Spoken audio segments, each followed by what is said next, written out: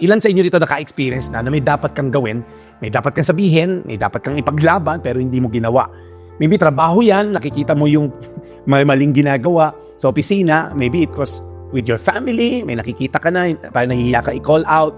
Maybe it was posting something sa social media, tinipe mo na, nireview mo na 3 times, alam mo nga lang, may tatamaan, may mga taong parang i-assume sila yon, pero alam mong mali and you need to address it, then dinilit mo lang because you thought, kung sasabihin ko to, i-address ko to, I could lose my job, I could lose my reputation, I could even lose my, identity sa mga tao na to. Baka isipin nila, ganito ka pala, ganyan. I could lose friendship. So people might come after me. Alam niyo po, we all experience one point in our lives yung pangyayaring ganyan. And we live in a culture right now where courage has become more rare and speaking truth can actually cost you.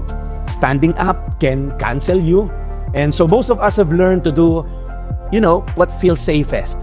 Just stay quiet, don't rock the boat kind of treatment.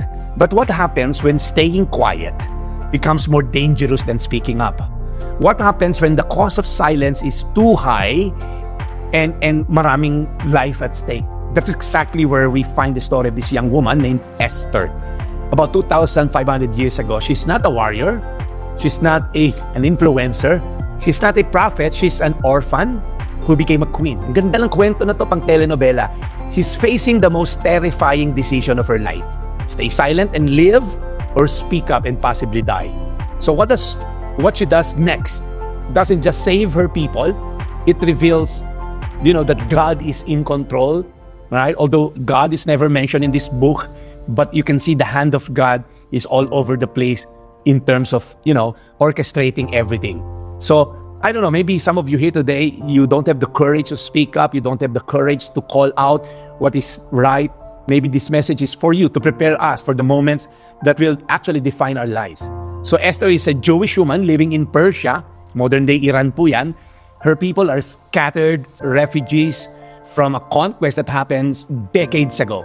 So orphan po siya, mean to say, namatay yung magulang niya, raised by her cousin, si Mordecai, and she just became a queen through a beauty contest, beauty pageant that she never asked to enter. Okay? So pag tinignan nyo yung kwento natin kay Daniel last week, around 605 BC yon, pero ito po kay Esther is around 483 BC. So medyo around 200 or less than 200 years apart to. So makikita natin po yung kwento na to, na talagang it will inspire us. But here's the problem po, no? Kahit siya'y queen, kahit siya second most influential in a way sa kaharian dahil siya yung reyna, but nobody in the palace knows that she's a Jew. Okay? And now, papas forward kasi natin yung story, mahaba kwento kasi na to, pero this particular part ng story niya ang pag-usapan natin, there was a decree signed by the king. Okay, her husband himself says that on a specific day, to be exact, around 11 months after signing of the decree, every Jewish person in the entire Persian Empire will have to die. They will all be persecuted, genocide. So tulad ni King Darius last week, nabuyo din tong hari na to into believing na siya ay gumagawa ng tama. Okay? Nabuyo rin siya ng mga tao na kailangan ma-annihilate ang lahat ng Hudyo sa kingdom niya.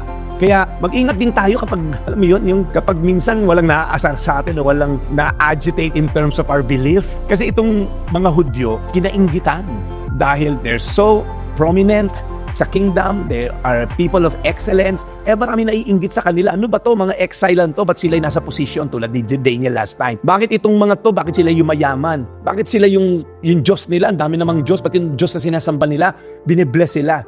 Kaya minsan pag walang naaasar sa atin o naiinis natin sa nakikitang pananampalataya natin sa Diyos, baka naman walang nakikitang devotion sa part natin. Baka naman puro compromise tayo sa Christian walk natin na we're just like the rest of the world. Na we're walking like the world walks.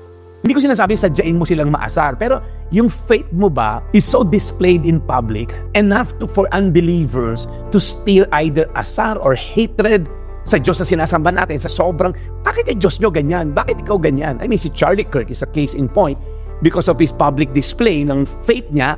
Well, wag naman sana mangyari sa atin, pinatay siya. And even now, countless, faceless, nameless missionaries sa mga unfriendly nations sa Christians are being persecuted, murdered every day.